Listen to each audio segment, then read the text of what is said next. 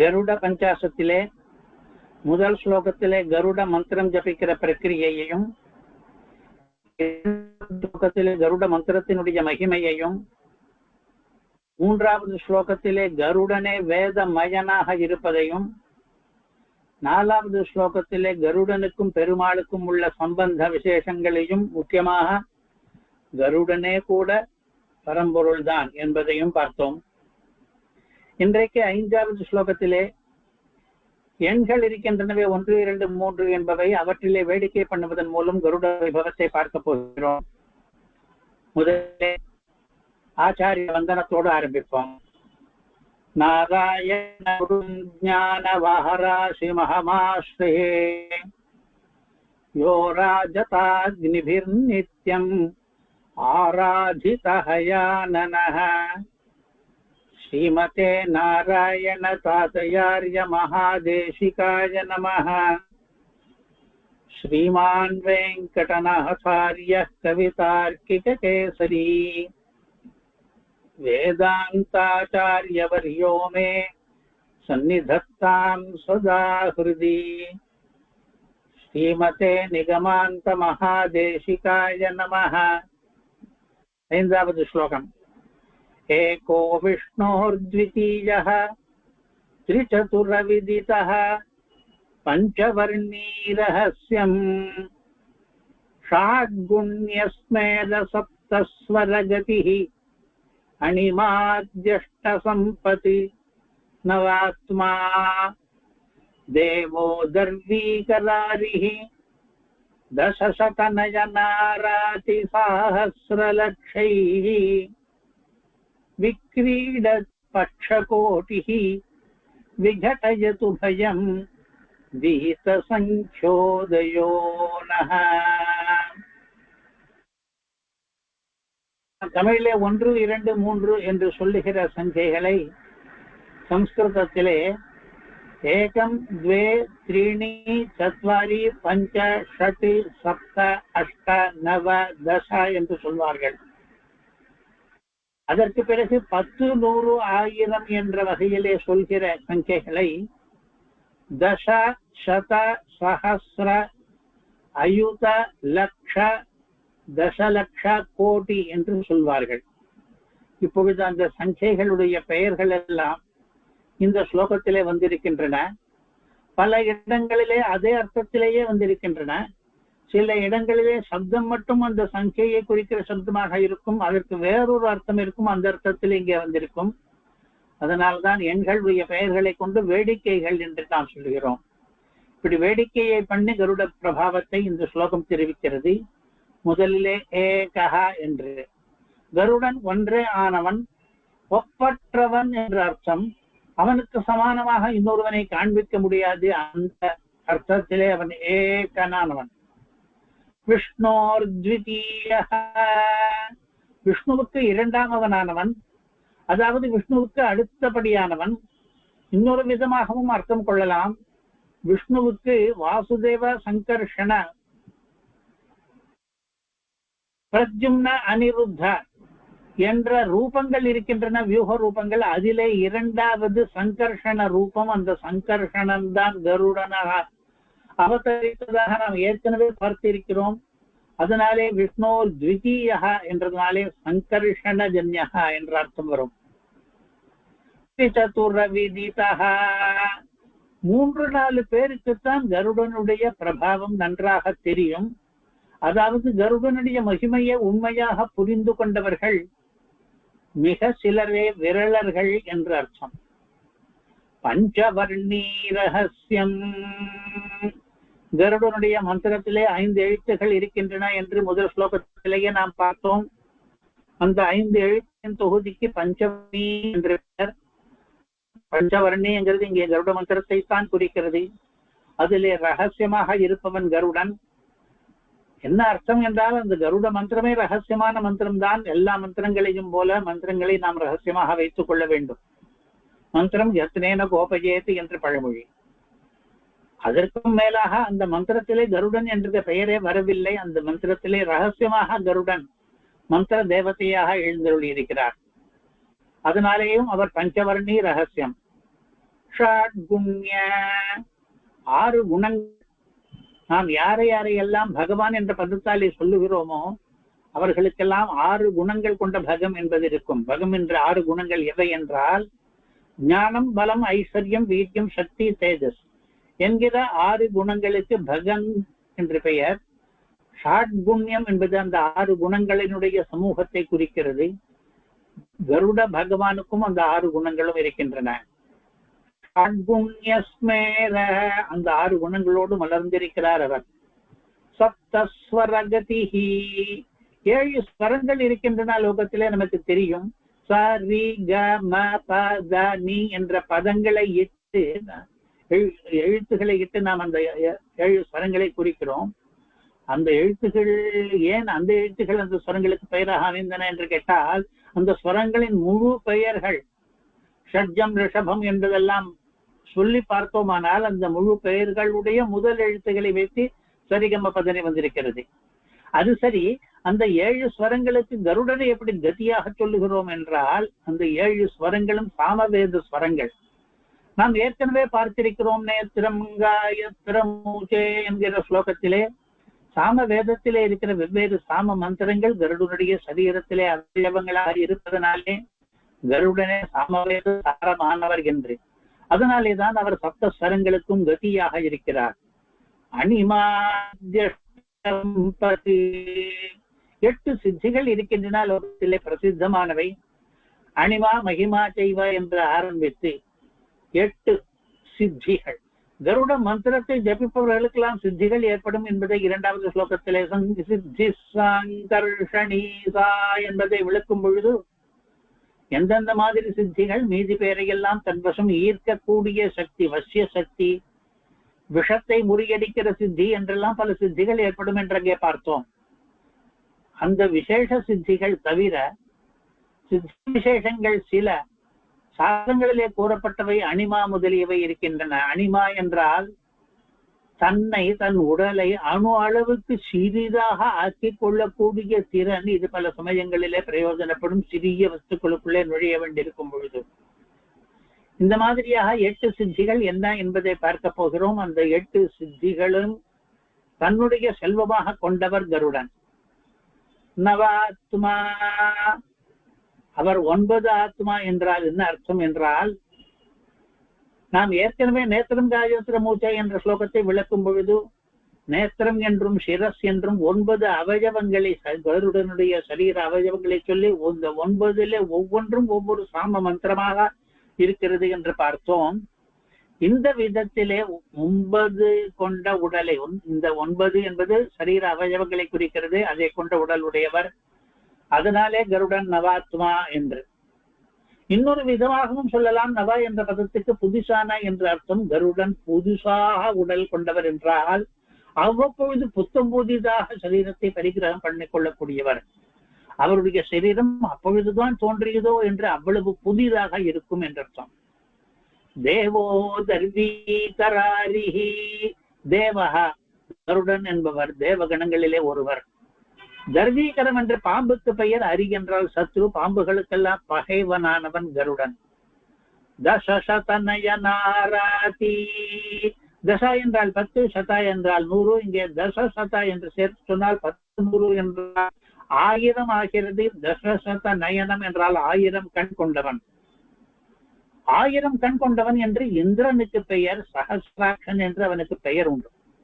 அந்த தசசத நயனன் இருக்கிற இந்திரன், அவனுக்கும் அராதி சாகசிரம், அது தவிர 1000 கணக்கிலே பகைவர்கள் இருக்கிறார்களே அவர்களுக்கும் கருடன் யுத்தத்திலே வெல்லக்கூடியவன். அவர்களை எல்லாம் வெல்லுகிற கருடன். அப்படி ஆயிரக்கணக்கான பேர்களை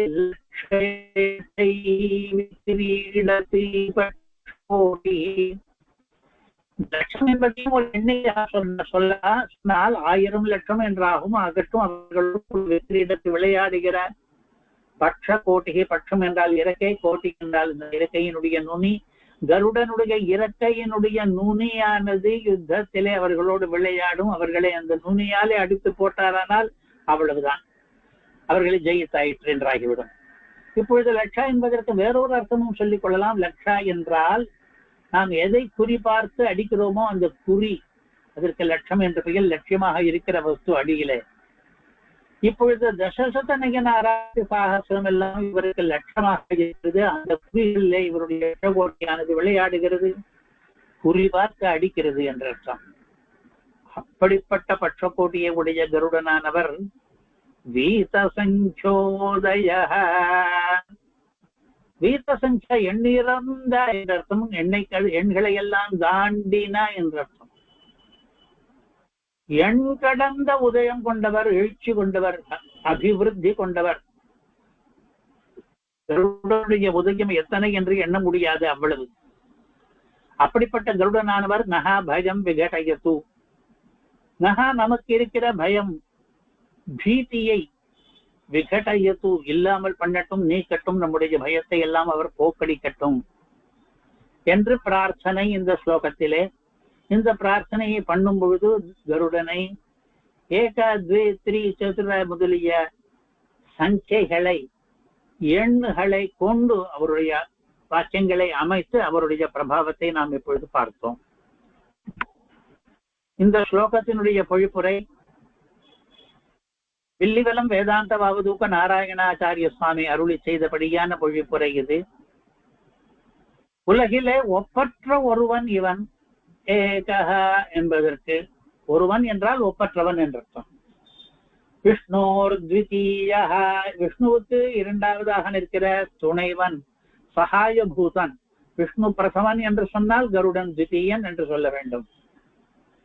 திரிசதுரவிதிதஹ, 3-4 பேர்களே இவனை சரிவர அறிவார்கள். கருடனுடைய மகிமையை புரிந்து கொண்டவர்களே லோகத்திலே மிகவும் விரளமானவர்கள். 3-4 பேர்கள் கருடனை உபாசிப்பார்கள் என்று வேண்டுமானாலும் சொல்லலாம். ஏனென்றால் வேதனம் என்பது உபாசனம், விதித்தகா என்றால் உபாசித்தகா என்றும் அர்த்தம் உண்டு. சுவாமி தேசிகன் முதலிய மிக சில பேர்களே கருடோபாசனம் பண்ணி அதனாலே பயன் பெற்றவர்கள். பஞ்சவர்ணீ ரகசியம், 5 எழுத்துகளின் ரகசியம் இவன். 5 எழுத்துகள் என்று இங்கே சொன்னது கருட பஞ்சாட்சரி என்கிற மந்திரம். அந்த மந்திரத்தின் தேவதையானவன் இவன். 6 குணங்கள் நிறைந்தவன் இவன். 6 குணங்கள் என்ன என்று இங்கே பொழிப்புரையில் எழுதவில்லை, நாம் ஏற்கனவே பார்த்தோம், ஞானாதிகள் என்று. 7 ஸ்வர வரிசைகள் கொண்ட வேதமயம். சப்தஸ்வரகதிஹி, 7 ஸ்வரங்களுக்கு கதியாய் இருக்கிறான் என்றால் இந்த 7 ஸ்வரங்கள் எல்லாம் எங்கிருந்து வந்தனவோ அந்த சாமவேத மயனாக கருடன் இருக்கிறான். அணிமாத்யஷ்ட சம்பத்து, 8 சித்திகளை தருவான்.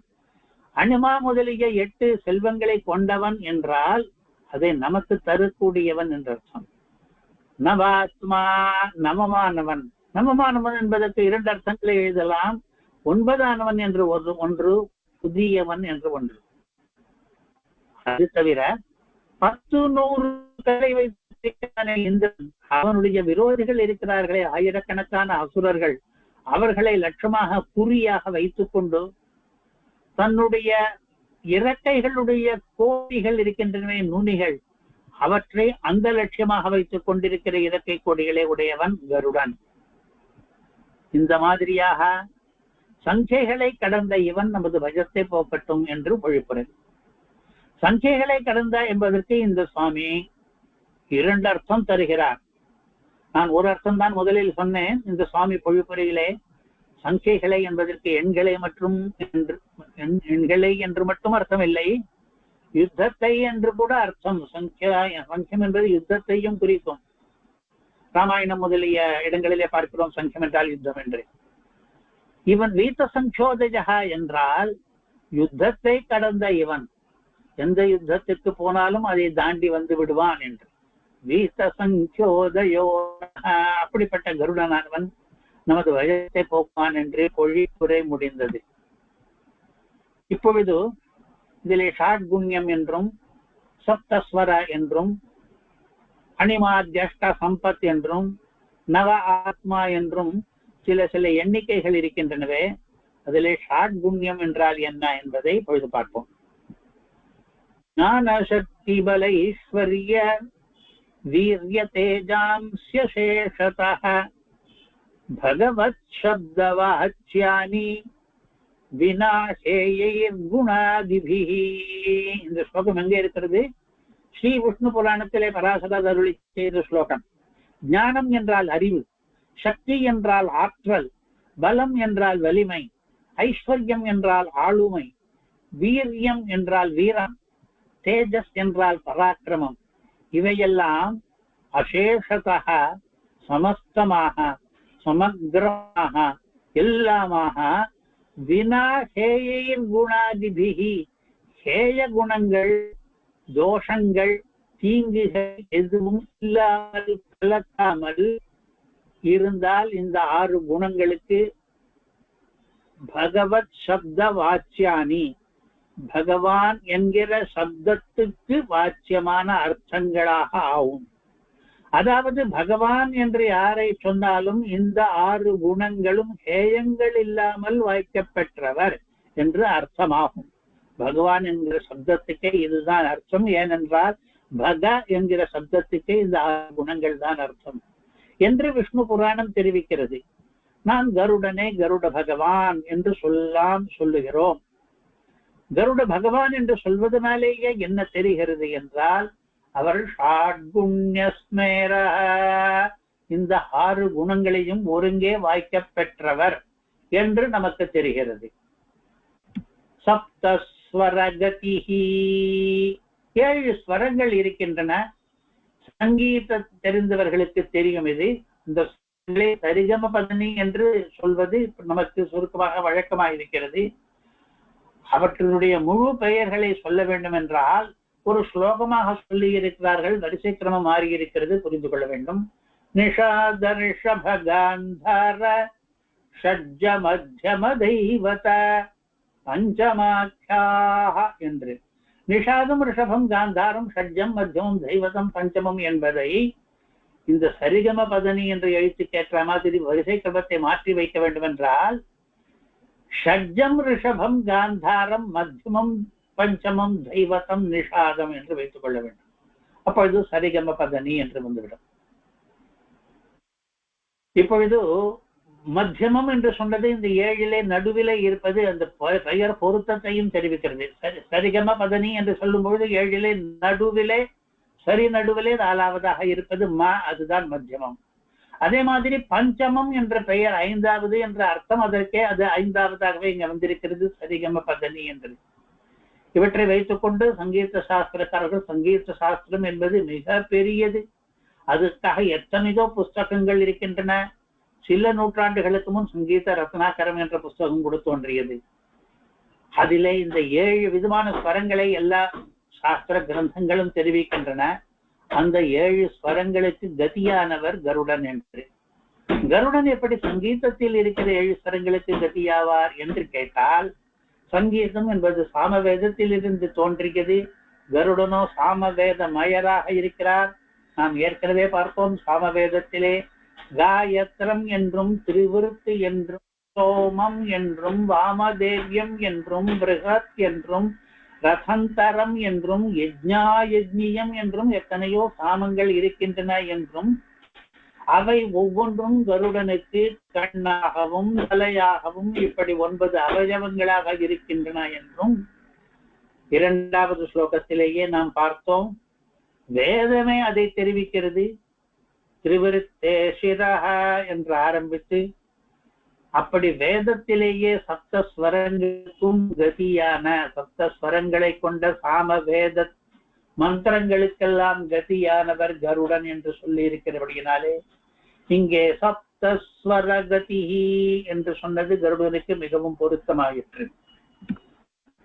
அணிமாத்யஷ்ட சம்பதி என்பது அடுத்தது. 8 சம்பத்துகள் இருக்கின்றன, 8 சித்திகள் என்று அவற்றை சொல்லுகிற வழக்கம். 8 மாமலர் எண் சித்தியின் செல்வம் 8 மாமம் 8 பாசுரத்திலே சுவாமி தேசிகன் அதிலே எண் சித்தி என்று சொன்னது இந்த அணிமாத்யஷ்டியை.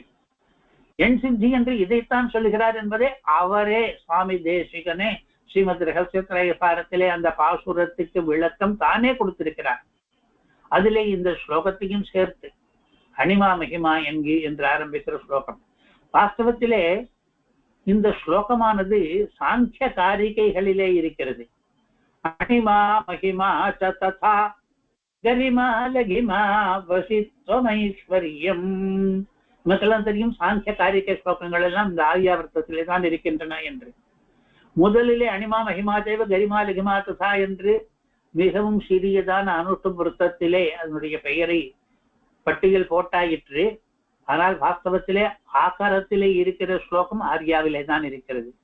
அனிமா மகிமா ததா கரிமா லகிமா வசித்வமைஸ்வர்யம் பிராப்தி பிராகாம்யஞ்சேதி அஷ்டைஸ்வர்யானி யோகயுக்தஸ்ய என்று. யோகிகளுக்கு 8 சித்திகள் ஏற்படுகின்றன. அனிமாவில் ஆரம்பித்து பிராகாமியம் வரை எல்லாம் 8. இந்த 8க்கும் பெயர் என்ன என்பதை மட்டும்தான் இந்த ஸ்லோகம் சொல்லுகிறது. அந்த பெயர்களுக்கு அர்த்தம் என்ன என்பதையும் சாஸ்திரங்கள் தெரிவிக்கின்றன. அதிலே முதலிலே சொன்ன அனிமா என்பது அணுவாக சுருங்கி நிற்கிற ரூபம்.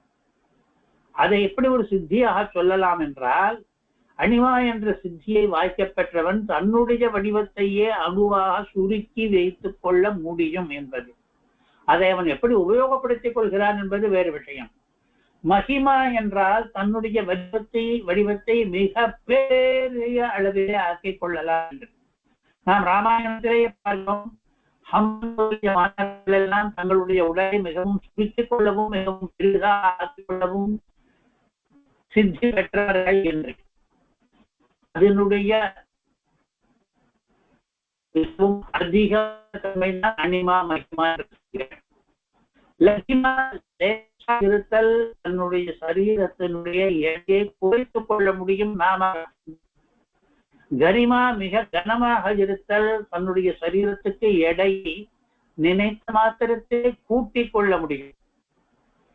ஈஷித்வம் எதையும் ஆளுகிற திறன். வசித்வம் தன்னுடைய வசமாக ஆக்கிக் கொள்கிற திறன். பிராப்தி நினைத்ததை அடைந்த உடமையாக ஆக்கிக் கொள்ளுகிற சித்தி.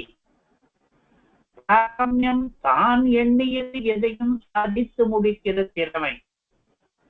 நாம் சத்தியகாம சத்திய சங்கல்பா என்பதற்கெல்லாம் சொல்லுகிறோமே, அதே மாதிரியான ஒரு சித்தி பிராப்தி பிராகாமியம் என்று. இப்படி 8 சித்திகள் யோகிகளுக்கு கிடைக்கின்றன என்று சொல்கிறார்களே, கருட பகவானுக்கு இந்த 8 சித்திகளும் சம்பத்தாக செல்வமாக வாய்த்திருக்கின்றன. அனிமாத்யஷ்ட சம்பதி நவாத்மா.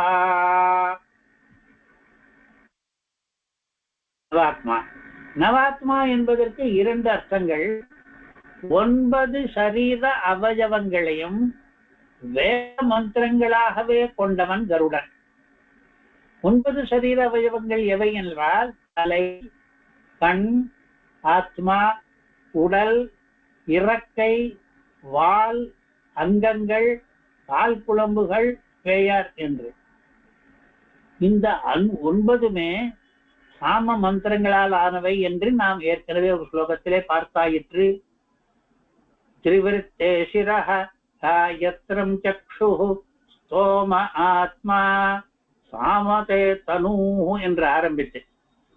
ஆஹா, அதிலே எண்ணி பார்த்தால் 9 வாக்கியங்கள் இருக்கின்றன இந்த மாதிரி. அதனாலே இவர் நவாத்மாவாக இருக்கிறார் என்று ஒரு அர்த்தம்.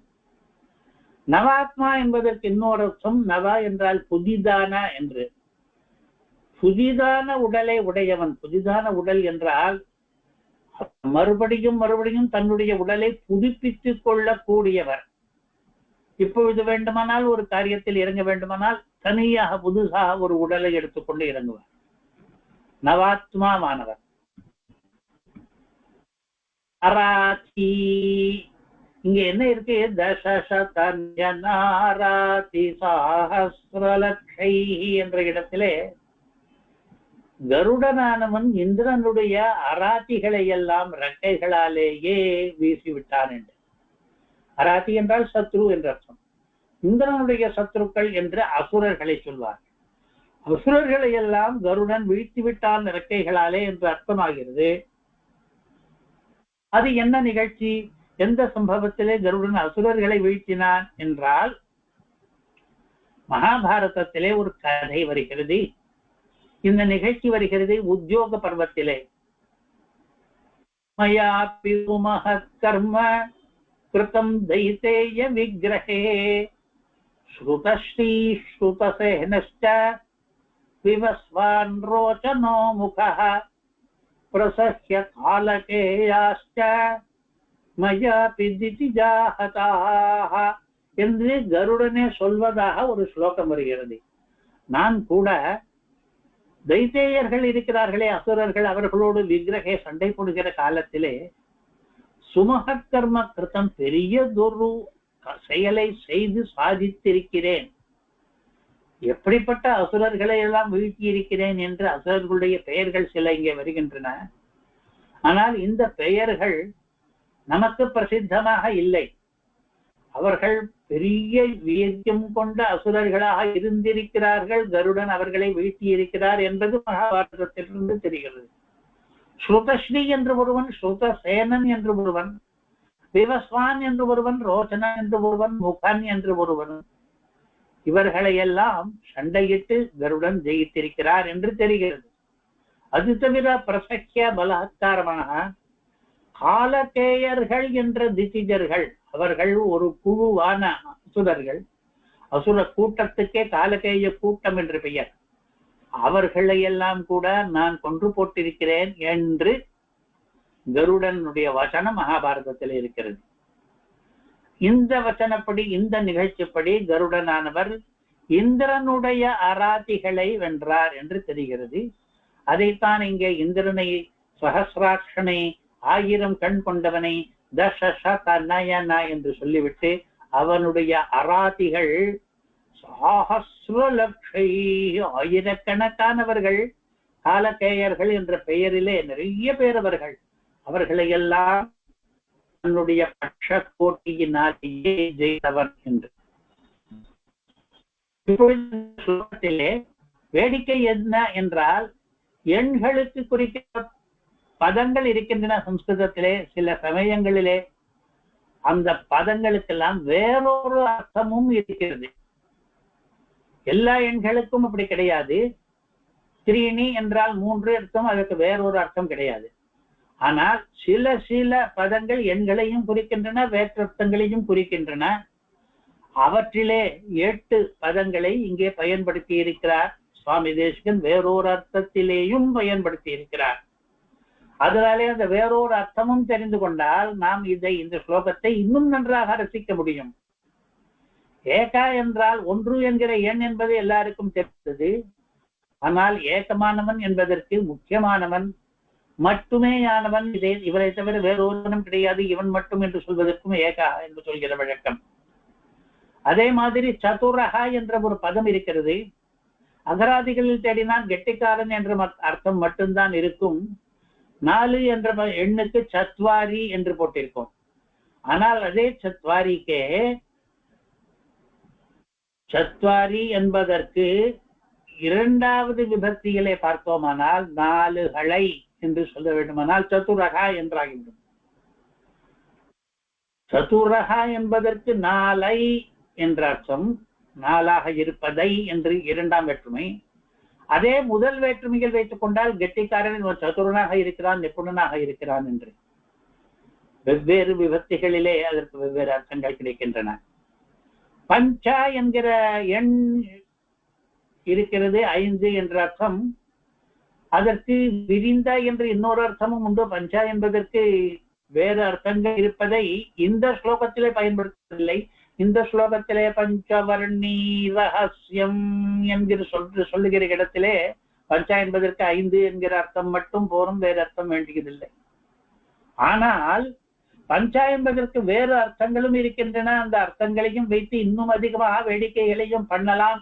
நான் எண் வேடிக்கை என்று ஆரம்பித்த பிறகு அதையும் விட்டு வைப்பானேன் என்று சுவாமி தேசிகன் அடுத்த ஸ்லோகத்திலே பஞ்சா என்பதற்கான வெவ்வேறு அர்த்தங்களை வைத்துக் கொண்டு இதே கருட மகிமையை இன்னொரு விதமாக வேடிக்கையாக சொல்ல போகிறார். அதற்கு பிறகு ஷட்டு, சப்தா, அஷ்டா என்பதற்கெல்லாம் வேறு அர்த்தங்கள் கிடையாது. ஆனால் நவ என்பதற்கு 9 என்ற அர்த்தம், புதிய என்று இன்னொரு அர்த்தம். இப்பொழுது நாம் ஏற்கனவே நவாத்மா என்று வரும்பொழுது 2 அர்த்தங்களையும் சொல்லி காட்டினோம். அடுத்ததாக தசா என்று ஒரு பதம், அதற்கு 10 என்று ஒரு அர்த்தம், கடிக்கிறது என்று ஒரு அர்த்தம். இங்கே அந்த 2வது அர்த்தத்துக்கு பயன் இல்லை. ஆனால் நலோபாக்கியானம் முதலிய கதைகளிலே கதையினுடைய பகுதியாகவே இந்த தசா என்பதனுடைய 2 அர்த்தங்கள் வரும். லட்சம் என்ற ஒரு பதம் இருக்கிறதே, அது ஒரு சங்கியாவாச்சகமான பதம். 100,000 லட்சம் என்று சொல்கிறோம். ஆனால் லட்சம் என்பதற்கு லட்சியம் என்ற அர்த்தமும் உண்டு. அதாவது நாம் அம்பு பாய்ச்சும் பொழுது எந்த குறியை நோக்கி பாய்ச்சுகிறோமோ அது லட்சியம். அதை லட்சம் என்ற பதத்தாலும் சொல்லலாம். இலக்கு என்ற தமிழிலே அர்த்தம். அந்த 2வது அர்த்தம் இங்கே இருக்கிறதா என்றால் இருக்கிறது. சாஹஸ்ரலக்ஷை விக்ரீடத் பக்ஷகோடி என்ற இடத்திலே லட்சை என்றால் இலக்குகளோடு விக்ரீடத்தை விளையாடுகிற பட்சகோட்டி என்று. விளையாடுகிற என்று எதற்கு சொன்னார்? கருடனுடைய இறகு நுனியானது யுத்தத்திலே இலக்குகளாக எதிரிகள் வந்திருக்கிறார்களே அவர்களோடு விளையாடுகிறது என்று என்ன அர்த்தம் என்றால் அவர்களை அடித்து வீழ்த்துகிறது என்றுதான் சொல்ல வேண்டும். அந்த காரியத்தை அந்த இறகு விளையாட்டாக பண்ணுகிறது, அவலீலையா பண்ணுகிறது, அனாயாசமாக பண்ணுகிறது. கருடன் தன்னுடைய இறகை லேசாக வீசினாலே போதும், அவர்கள் வீழ்ந்து மடிகிறார்கள்.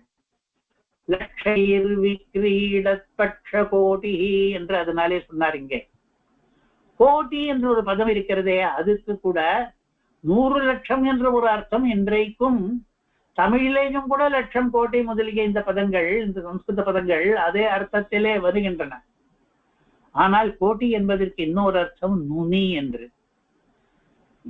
சிறகுகள் இருக்கின்றனவே கருடனுக்கு, 2 பட்சங்கள், 2 ரெக்கைகள். அந்த சிறகுக்கு ஒரு கோட்டி இருக்கும், நுனி.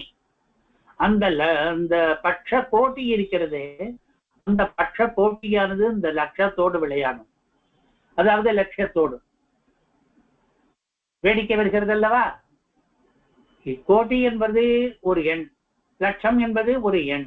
கோட்டியானது லட்சத்தோடு விளையாடுகிறது என்கிறார். இங்கே என்ன அர்த்தம் என்றால் சிறகனுடைய நுனியானது லட்சியமான பகைவர்களோடு விளையாட்டாக யுத்தம் பண்ணுகிறது என்று அர்த்தம். நாம் ஏற்கனவே பார்த்தோம், சங்கியா என்பதற்கு 2 அர்த்தங்கள் இருக்கின்றன. சங்கியா என்பதற்கு எண்ணிக்கை, எண் என்று ஒரு அர்த்தம். ஏகம், துவே, த்ரீணி இதெல்லாம் சங்கைகள். யுத்தம் என்றும் ஒரு அர்த்தம் சங்கியம் என்று கூட சொல்வார்கள் என்று. ஆக எண்களை குறிக்கும் பதங்களுக்கு வேற அர்த்தம் இருப்பது சம்ஸ்கிருதத்திலே இப்பொழுது எத்தனை பார்த்தோம்? 8 எண்களுக்கு வேறு அர்த்தங்கள் இருக்கின்றன என்று பார்த்தோம். எத்தனையோ எண்களுக்கு வேறு அர்த்தங்கள் கிடையாது. ஏகாதச, துவாதச இதுக்கெல்லாம் வேறு அர்த்தம் நாம் சொல்ல போவது இல்லை. இதிலேயே கூட த்ரீணி, ஷட்டு, சப்தா அதற்கெல்லாம் வேறு அர்த்தம் நாம் சொல்லவில்லை. எண்களுக்கு வேறு அர்த்தங்கள் இருப்பது என்பது மற்ற பாஷைகளிலே பார்ப்பது அபூர்வம். உதாரணமாக ஆங்கிலத்தில் 2, 3, 4 என்பதற்கெல்லாம் வேறு அர்த்தங்கள் இருப்பதாக தெரியவில்லை. ஆனால் பாரதிய பாஷைகளிலே இது சகஜமாக இருக்கிறது. தமிழிலே கூட அப்படித்தான் என்பதை பார்க்க போகிறோம். ஏன் அதை இங்கே கூட பார்க்கிறோம் என்றால் அது சம்பிரதாய கருத்துக்களை அடங்கினதாக இருக்கிறது. தமிழிலே 1 என்றால் முதல் எண்ணாக இருக்கிற ஏகம். அது தவிர நீ ஒன்றி இரு என்றால் பொருந்தி இரு, சேர்ந்து இரு என்ற. ஆழ்வார்கள் இதை அப்படி வேடிக்கையுடன் கையாண்டிருக்கிறார்கள். இரு என்றால் 2ஆனா என்று அர்த்தம். இரு என்றால் இங்கேயே இருப்பாயாக என்று ஒரு அர்த்தம். இரு என்றால் பெரிய என்று ஒரு அர்த்தம். ஆழ்வார்கள் இதிலே கூட வேடிக்கை பண்ணி இருக்கிறார்கள். முக்கியமாக திருவெழு கூற்றிருக்கையிலே இந்த எண்களுக்கு வேறு அர்த்தங்களை வைத்துக் கொண்டு திருமங்கை ஆழ்வார் வேடிக்கை பண்ணுகிறார். நாள் என்றால் 4ஆனா என்று ஒரு அர்த்தம். நான் மறை, நாள் வேதம் என்றெல்லாம். நாள் என்றால் தொங்குகிற என்று ஒரு அர்த்தம். நாலுகிறது என்றாலே தொங்குகிறது என்ற அர்த்தம். அரு என்றால் 6ஆனா என்ற அர்த்தம். அறுத்து விடு என்று இன்னொரு அர்த்தம். எழு என்றால் 7ஆனா என்று ஒரு அர்த்தம். எழுந்து விடு என்று ஒரு அர்த்தம். எண் என்றால் 8ஆனா என்று ஒரு அர்த்தம். சஞ்சை, சஞ்சைக்கே நம்பர்களுக்கே எண் என்று பெயர் உண்டு. நினை என்று ஒரு எண்ணுவாயாக என்று. 8 என்றால் 8 என்கிற எண்ணும் ஒரு அர்த்தம். எட்டிப்பிடி என்று ஒரு அர்த்தம். ஆறு என்றால் ஆறு என்கிற எண்ணும் ஒரு அர்த்தம், நதி என்று ஒரு அர்த்தம், உபாயம் வழி என்று இன்னொரு அர்த்தமும் இருக்கிறது. இந்த அர்த்தங்களை வைத்துக் கொண்டு 4000 திவ்ய பிரபந்தத்திலும் தேசிக பிரபந்தத்திலும் வேடிக்கையாக சொல்வது உண்டு. இப்பொழுது இதே மாதிரிதான் தமிழில் எப்படி இருப்பது போலதான் சம்ஸ்கிருதத்திலேயும் சங்கியாவாச்சகமான பதங்களுக்கு அர்த்தாந்தரங்கள் இருப்பதை வைத்துக் கொண்டு இந்த ஸ்லோகத்திலே வேடிக்கை நடக்கிறது என்பதை இதன் மூலமாக நாம் இன்னும் நன்றாக புரிந்து கொள்ள முடிகிறது. இப்பொழுது நாம் என்ன பார்க்க போகிறோம்? இதற்கு முன்னே கருட பஞ்சாசத்திலே 4 ஸ்லோகங்கள் ஆகிவிட்டன. இப்பொழுது இந்த 5வது ஸ்லோகத்திலே எண்களின் மூலம் வேடிக்கை பண்ணுகிற இந்த ஸ்லோகத்திலே இதற்கு முன் ஸ்லோகங்களில் சொன்னதை எல்லாம் நமக்கு ஸ்மாரணம் பண்ணுகிறார், நினைவூட்டுகிறார். பஞ்சவர்ணீ ரகசியம் என்றதாலே முதல் ஸ்லோகத்தினுடைய கருத்து வந்து விட்டது. முதல் ஸ்லோகத்திலே என்ன சொன்னார்? 5 எழுத்துகள் இருக்கின்றன. கருடனுடைய மந்திரமான ரகசியத்திலே, ரகசியம் என்றால் கோபியமாக வைத்துக் கொள்ள வேண்டியது, மந்திரத்துக்கு தான் ரகசியம் என்றீங்க. அதை பற்றி முதல் ஸ்லோகத்திலே பார்த்ததை இங்கே மறுபடியும் நினைவு கூறுகிறார், பஞ்சவர்ணீ ரகசியம் என்று. நவாத்மா என்றதாலே 3ஆம் ஸ்லோகத்தினுடைய கருத்து வந்திருக்கிறது. நேத்திரம் காயத்திரமூச்சை என்கிற ஸ்லோகத்திலே 9 வாக்கியங்கள் அதே போல இருக்கின்றன. அந்த 9ம் சேர்ந்து அவனுடைய உடல் அமைந்திருக்கிறது என்று 3ஆம் ஸ்லோகம் கருத்து. நவாத்மா என்பதிலே சங்கிரகீதமாக இருக்கிறது. ஏகோ விஷ்ணு என்றதாலே 4ஆம் ஸ்லோகத்து கருத்து வந்திருக்கிறது. 4ஆம் ஸ்லோகத்திலே என்ன கருத்து என்றால் கருடனே தான் விஷ்ணு என்று. அதைத்தான் இங்கே ஏகோ விஷ்ணோர் துதிய என்று, விஷ்ணுவுக்கு அவன் துதியனாகவும் இருக்கிறான், ஏகனாகவும் இருக்கிறான். விஷ்ணுவே என்று சொல்லும்படியாகவும் இருக்கிறான், விஷ்ணுவுக்கு அடுத்தவன் என்று சொல்லும்படியாகவும் இருக்கிறான் என்று. அணிமாத்யஷ்ட சம்பத்து என்று சொன்னதுனாலே 2ஆம் ஸ்லோகத்தில் சொன்ன கருத்து வந்து விட்டது. 2ஆம் ஸ்லோகத்திலே சித்தி சங்கர்ஷணீசா என்று 2ஆம் ஸ்லோகத்திலே சொன்ன கருத்து விஷ்ணோர் துதிய என்பதிலேயும் வந்திருக்கிறது என்று பார்த்தோம். ஏனென்றால் சங்கர்ஷண ரூபம் என்பது துதிய ரூபம், பிரதம ரூபமானது வாசுதேவ ரூபம், திருத்தீய ரூபமானது பிரத்யும்ன ரூபம். இதிலே துதிய ரூபம் இருக்கிறது சங்கர்ஷணன், அதிலிருந்துதான் கருடன் தோன்றி இருக்கிறான். அதனாலே விஷ்ணோர் துதியா என்ற இடத்திலேயும் இந்த சாங்கர்ஷணி என்பது வந்திருக்கிறது. சித்தி சாங்கர்ஷணி என்று சித்தியை சொன்னபடினாலே அந்த சித்திகளை அனிமாத்யஷ்ட சித்திகள் கருடனுக்கு இருப்பதாக இங்கே சொல்லும் பொழுது அந்த 2ஆம் ஸ்லோக கருத்து வந்திருக்கிறது. ஆக இப்பொழுது என்ன பார்க்கிறோம்? இந்த கருடஞ்சாசத்தின் 5வது ஸ்லோகத்திலே இதற்கு முன் ஸ்லோகங்களிலே 4 ஸ்லோகங்களிலே சொன்ன 4 முக்கிய கருத்துகளும் சேர்ந்திருக்கின்றன. அவை அங்கே இந்த வேடிக்கையோடு சொல்லப்படவில்லை, எண்ணிக்கைகளில் இருக்கிற வேடிக்கைகளோடு கூட சேர்த்து இதற்கு முன் சொன்ன வைபவங்களையும் இங்கே சங்கிரகித்து விட்டு மேலேயும் சிலவற்றை சொல்லி இருக்கிறார் என்று பார்க்கிறோம். இதுவரை பலன்கள் என்னென்ன என்று பார்த்தால், முதல் ஸ்லோகத்திலே சீலயாமஹா என்று சொல்லி பலன் எதுவும் சொல்லாமல் நாம் கருட மந்திரத்தை புரஸ்சரியை பண்ணுவோம், அதை ஜபித்துக் கொண்டிருப்போம் என்று சொன்னார். 2வதிலே கருடனானவன் நம்மை, கருட மந்திரமானது நம்மை பாது பாது கருத்மதம், கருடனுடைய மந்திரம் நம்மை காப்பாற்றட்டும் என்று ரட்சையை பிரயோஜனமாக சொன்னார். அடுத்ததாக 3வதிலே ஸ்வச்சந்தியம் பிரதிசது என்று, கருடன் நமக்கு ஸ்வச்சந்த தன்மையை உண்டு பண்ணட்டும் என்று. ஸ்வச்சந்த தன்மை என்றால் நம்முடைய சொந்தம் இருக்கிறதே விருப்பம், அதற்கு தடையே கிடையாது, விருப்பம் எல்லாம் நிறைவேறும், அதுதான் ஸ்வச்சந்தனாக நாம் இருப்போம் என்று. அப்படி நம்மை ஆக்கட்டும் என்று அந்த பிரயோஜனத்தை வேண்டினார். நாம் அங்கேயே பார்த்தோம், சுவாச்சந்தியம் என்ற இடத்துல இருக்கிற சந்த என்ற சோமயனாக இருக்கிறான் என்ற இடத்திலே ஒரே பதத்துக்கு 2 அர்த்தங்கள் இருக்கின்றன. சந்தஸ் என்றால் வேதம், சந்தம் என்றால் விருப்பம். வேதாத்மாவானவன் சந்தோமயனானவன் நமக்கு சந்தத்தை எல்லாம் நிறைவேற்றட்டும் என்று சொல்வதிலே ஒரு பொருத்தம் இருக்கிறது என்பதை அங்கே பார்த்தாயிற்று. அதற்கடுத்த ஸ்லோகத்திலே பிரம்ம சப்ரம்மதா என்று சப்ரம்மதா என்ற பிரயோஜனத்தை சம்பிரம்மதா என்றால் என்ன என்றால் பிரம்ம சகிததா என்று, கடவுளுடன் கூடுதல் என்று. அதே பலனாக அங்கே வேண்டியிருக்கிறார், அவர் சப்ரம்மதையை கொடுக்கட்டும் என்று. கடவுளோடு நாம் கூடும்படியாக கருடன் நமக்கு பண்ணட்டும் என்று. இப்பொழுது 5வது ஸ்லோகத்திலே என்ன சொல்கிறார்? விகடஜது பயம், பயத்தை முறிக்கட்டும். நமக்கு எத்தனையோ பயங்கள் லோகத்திலே இருக்கின்றன. சாட்சந்தியத்தை தருவது, சம்பிரம்மதாவை தருவது, அதெல்லாம் கூட இதிலே விகடஜது பயம் என்பதே எப்படி அடங்கும் என்றால், சம்சார பயம் நீங்கினால் நமக்கு சம்பிரம்மதா ஏற்படும், சாட்சந்தியம் ஏற்படும். ஆனால் சம்சார பயம் நீங்காமல் சம்சாரத்துக்குரிய வேறு பயங்கள் நீங்குவதற்கும் நமக்கு கருடன் உபயோகப்படுவார். முக்கியமாக விஷக்கடி பயம். விஷ ஜந்துக்கள் எல்லாம் நம்மை கடித்து விட்டால் விஷ பயம் ஏற்படுகிறது. அந்த பயத்தை கருட மந்திரம் தீர்த்து வைக்கிறது, போக்கி வைக்கிறது, நீக்கி வைக்கிறது. விகடஜது பயம் என்பதனாலே அந்த பயத்தையும் சேர்த்துக் கொள்ளலாம். ஆக கருடனுடைய பிரபாவத்தை பலவிதமாக, கருடன் மூலமாக நமக்கு ஏற்படுகிற பிரயோஜனங்களை பார்ப்பதன் மூலமாகவும் இப்பொழுது பார்த்தோம். இப்பொழுது இன்னொரு முக்கியமான விஷயம், பெருமாளும் என்று தலைப்பு. சொல்ல வருகிற விஷயம் என்னென்றால், இந்த ஸ்லோகம் இருக்கிறதே, ஏகோ விஷ்ணோர்ஜிதீயஸ்திரி சதுர விதிதா பஞ்சவர்ணீ ரஹஸ்யம் என்று ஆரம்பிக்கிற இந்த ஸ்லோகம், இந்த ஸ்லோகம் பெருமாள் பற்றியும் ஆன ஸ்லோகம் என்கிறார் ஸ்ரீபாஷ்யம் ஸ்ரீனிவாசாச்சாரியர் என்கிற வியாக்கியாதான். நாம் இதுவரையில் என்ன பார்த்தோம்? இந்த ஸ்லோகம் கருடன் பற்றின ஸ்லோகம் என்று பார்த்தோம். இதற்கு முன்னே என்ன பார்த்தோம்? கருடனும் பெருமாளும் பல விதங்களில் ஒன்றாகவே இருக்கிறார்கள் என்று பார்த்தோம்.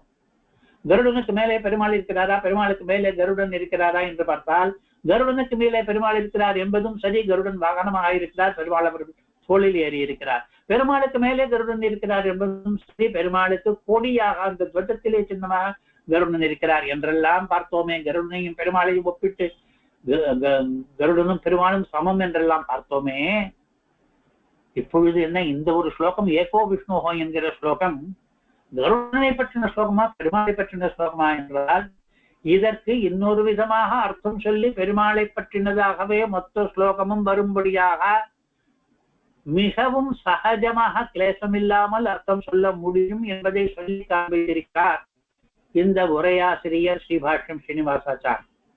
ஏகஹ, பெருமாள் என்பவர் ஏகஹ, ஒப்பற்றவர். கருடனுக்கு என்ன அர்த்தம் சொன்னோமோ அதே அர்த்தம் தான் இங்கேயும் சொல்லிவிடலாம், சில இடங்களிலே சமமாக போய்விடும். விஷ்ணோர்த்விதீயஹ என்றால் இவர் என்ன சொல்கிறார்? பெருமாளுக்கு 1000 பெயர்கள் இருக்கின்றன. விஸ்வம் விஷ்ணு வஷட்காரோ பூத பவ்யபவத் பிரபு என்று ஆரம்பித்து அதிலே த்விதீயம் என்ன பாருங்கள். முதலாவது பிரதமம் விஸ்வம், த்விதீயம் விஷ்ணு. அதைத்தான் சொல்கிறார் விஷ்ணோஹோ த்விதீயா என்று. விஷ்ணுவுக்கு 2வது பெயர் வரும், விஸ்வத்துக்கு முதல் பெயர் வரும். அதாவது விஸ்வம் என்பது முதல் பெயராக வரும், விஷ்ணு என்பது 2ஆம் பெயராக வரும். அதிலே அந்த 2வது பெயரை விஷ்ணு என்று கொண்டவர் என்று அர்த்தம் பெருமாள். சதுர விதிதா, 3-4 பேருக்கு மட்டும் தெரிந்தவர். என்கிறார்கள் சித்திரைவாரத்திலே தேசிகன் யாரோ ஒருவருக்குத்தான் இந்த மந்திரார்த்தங்கள் எல்லாம் புரிகிறது என்று. பஞ்சவர்ணீ ரகசியம். இப்பொழுது பெருமாளை பஞ்சவர்ணீ ரகசியம் என்று எப்படி சொல்லலாம்? 5 அக்ஷரங்கள் கருட மந்திரத்தில் தானே இருக்கின்றன. கருட பஞ்சாட்சரி ரகசியம் கருடன் தானே.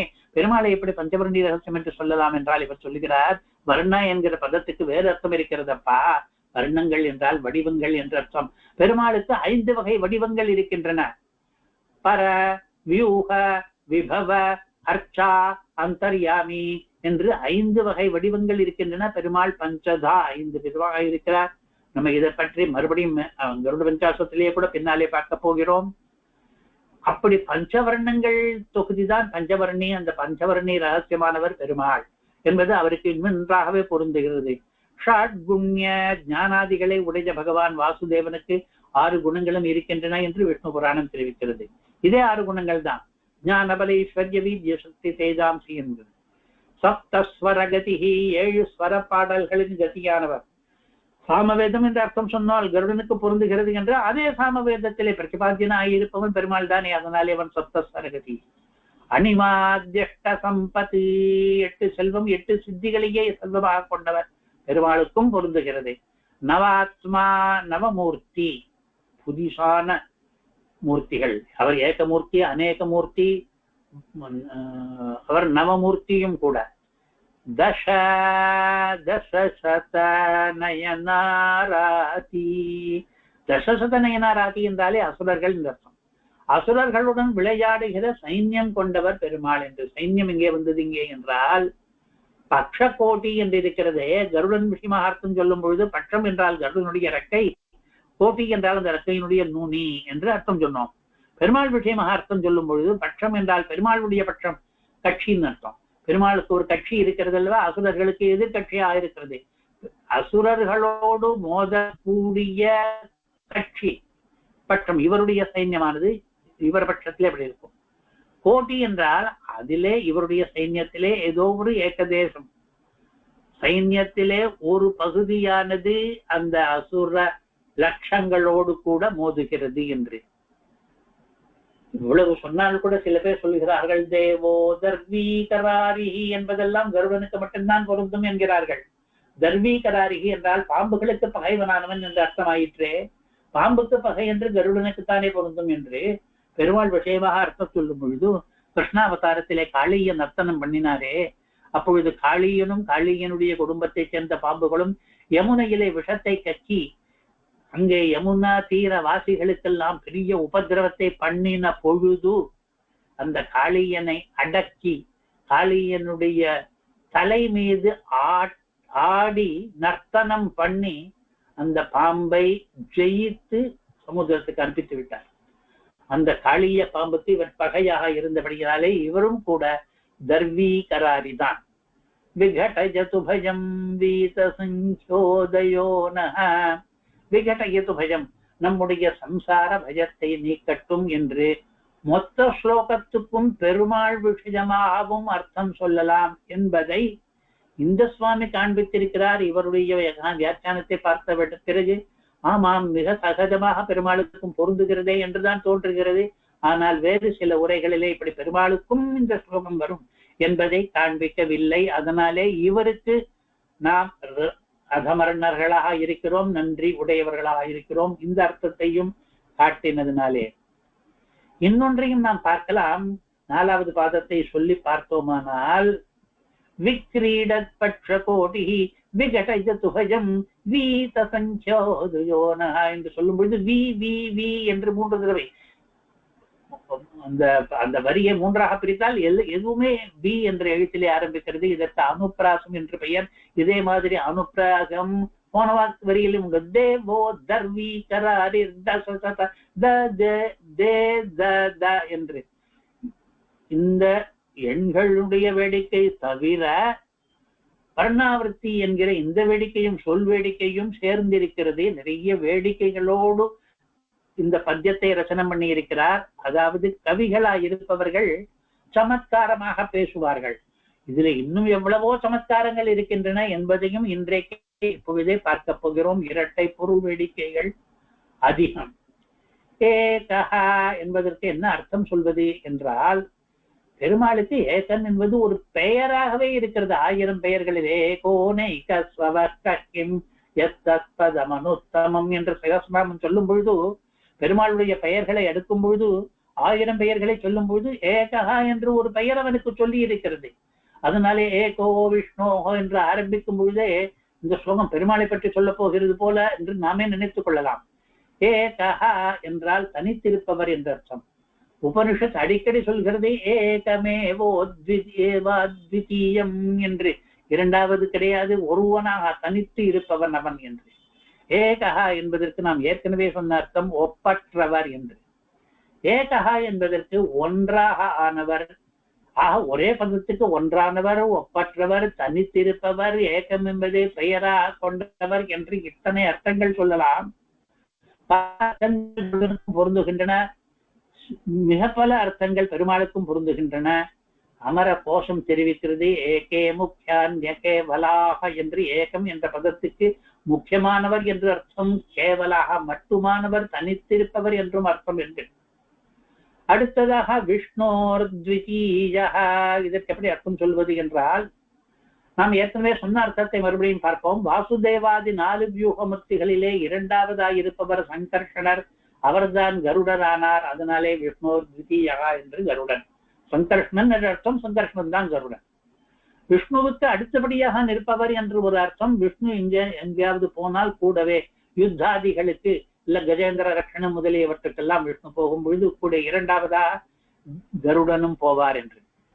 விஷ்ணு என்பதை இரண்டாவது பெயராக கொண்டவர் விஸ்வம் விஷ்ணு வஷட்டாக என்பதிலே என்ற அர்த்தத்தையும் ஏற்கனவே பார்த்தோம். இப்பொழுது சமத்காரமாக சொன்னவற்றை மட்டும் பார்த்து கொண்டிருக்கிறோம். திரிசதுர விதிதஹ, மூன்று சதுர கெட்டிக்காரர்களாலே அறியப்பட்டவர் என்று ஒரு அர்த்தம். மூன்று கெட்டிக்காரர்கள் கருடனுடைய மகிமை அறிந்து கொண்டவர்கள் என்றால் யாரா இருக்கும் என்றால் இந்த திரிமூர்த்திகள் தான். பிரம்மா விஷ்ணு சிவன் என்ற மூன்று பேருக்கு தெரியும். அந்த மூன்று பேரும் சதுரர்கள், நிபுணர்கள், கெட்டிக்காரர்கள். அவர்கள் மூன்று பேருக்கும் கருடனுடைய மகிமை தெரியும் என்று ஒரு கருத்து. திரிசதுர விதிதஹ என்பதற்கு நாம் ஏற்கனவே சொன்ன அர்த்தம் 3-4 பேர்.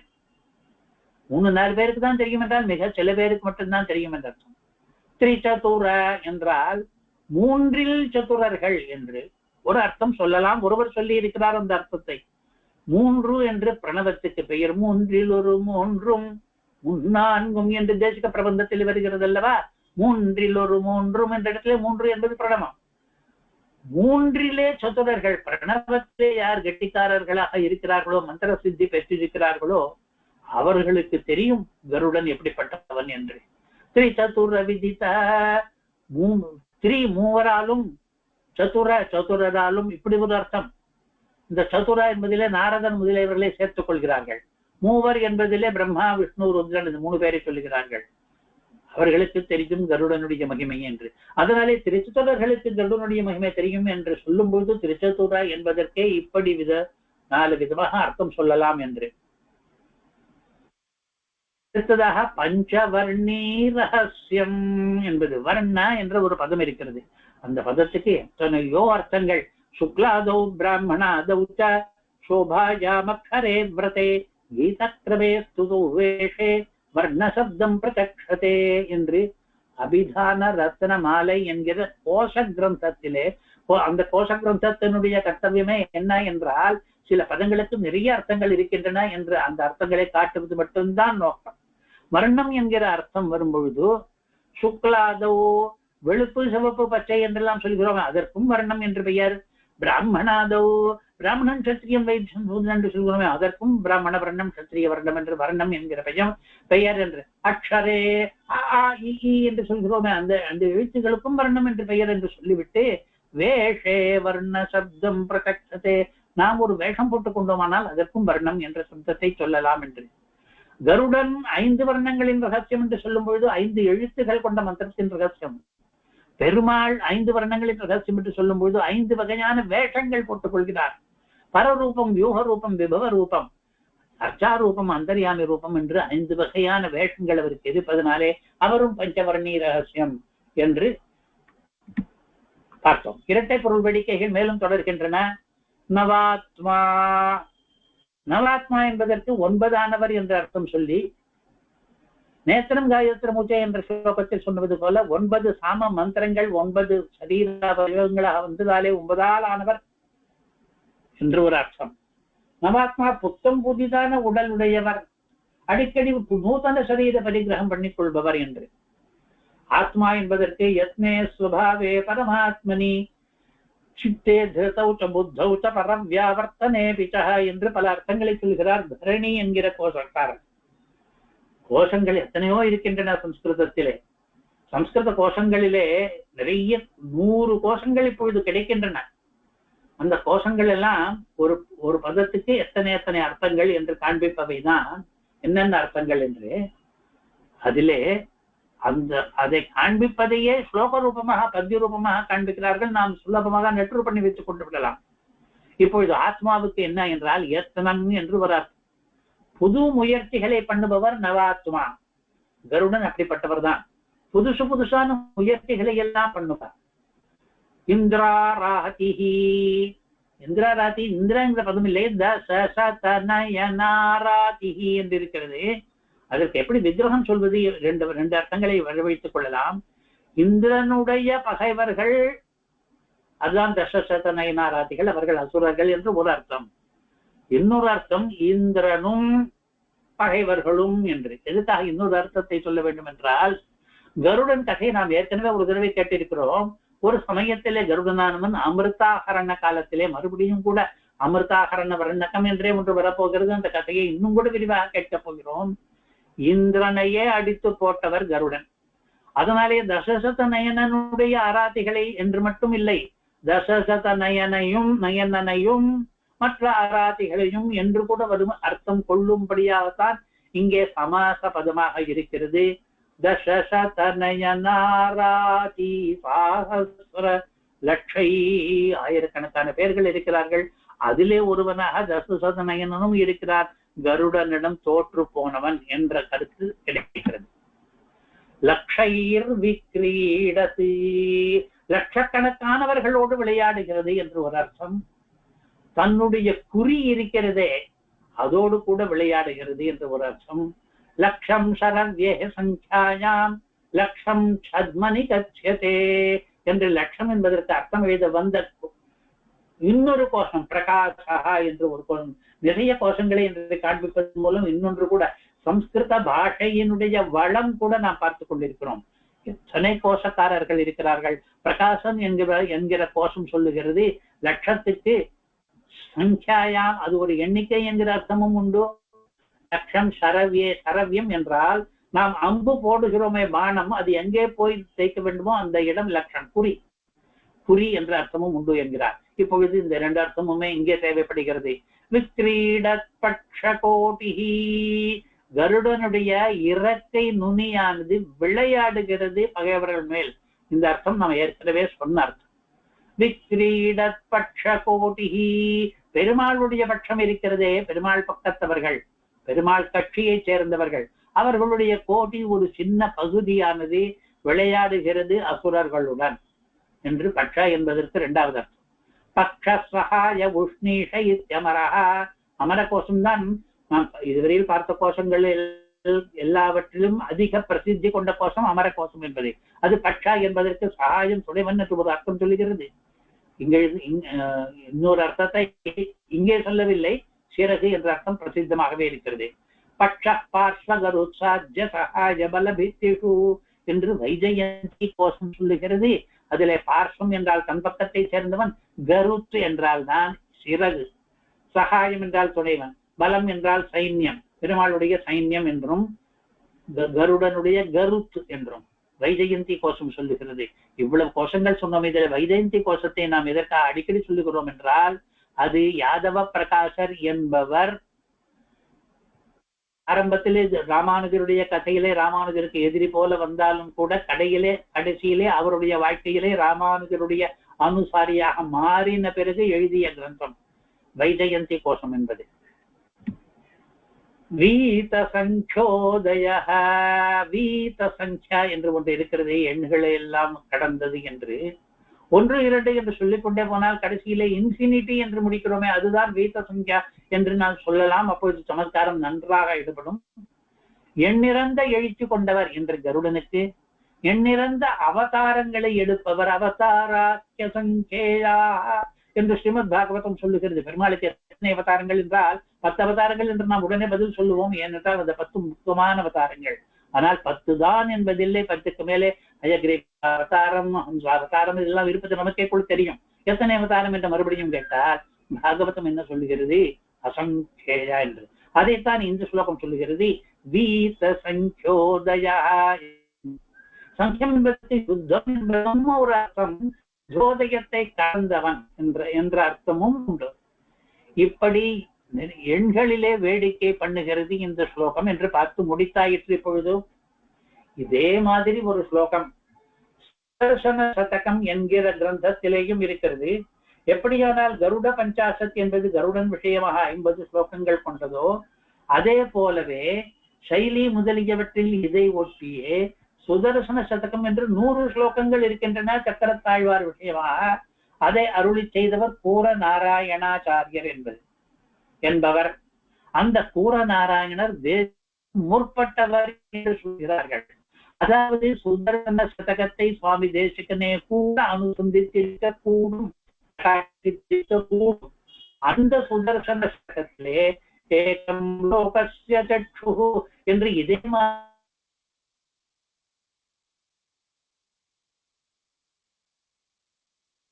மாதிரியே அந்த ஸ்லோகமானது ஜோதிரீதி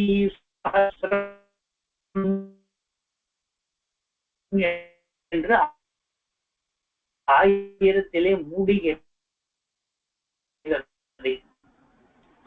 அந்த ஸ்லோகத்தை மாதிரியாக வைத்துக் கொண்டு அதில் இருக்கிற சமத்காரங்களை விட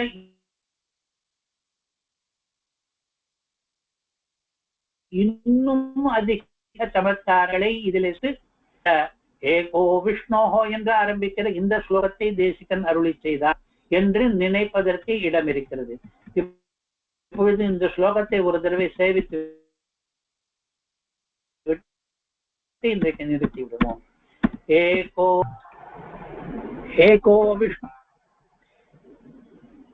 ஏகோ விஷ்ணோர்த்விதீயः त्रिचतुरविदितः पंचवर्णी रहस्यम् षाड्गुण्यस्मेर सप्तस्वरगतिः अणिमाद्यष्टसम्पन्नवात्मा देवो दर्वीकरारिः दशशतनयनहरातिसहस्रलक्षैः विक्रीडत्पक्षकोटिः विघटयतु भयम् वीतसङ्ख्योदयो नः।